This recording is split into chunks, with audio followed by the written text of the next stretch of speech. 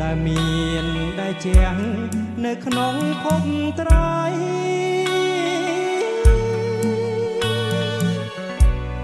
ព្រះគ្រូជាសង្ឃប្រទានពរជ័យសាយគ្រាម្ដាយថ្លៃចូលធ្វើទានពូជខ្មែរឈាមខ្មែរឈាមម៉ែចែកអើយ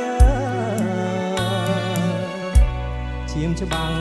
ពុំថយឈាមជាខ្លា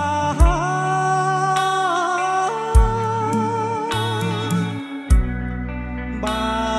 ខ្មាំងមានអ្នកកូនសួរបដោប្រានពិតពងវល់កានបកក្រោយឡើយណា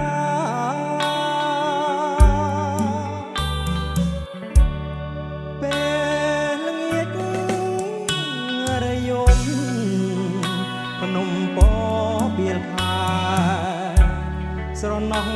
ដីខ្មែរគេពីដូនតា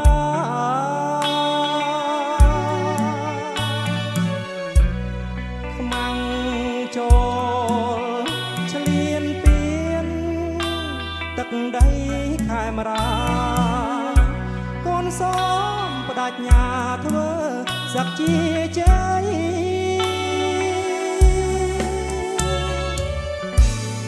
លាម៉ែ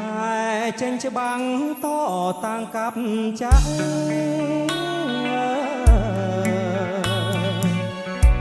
កូនពិតពុំស្លាប់ទេអ្នកម្ដាយថ្លៃ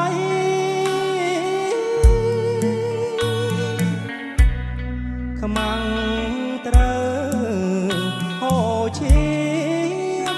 ដាពោះដំរីរលាយផានដីដោយក្បាំង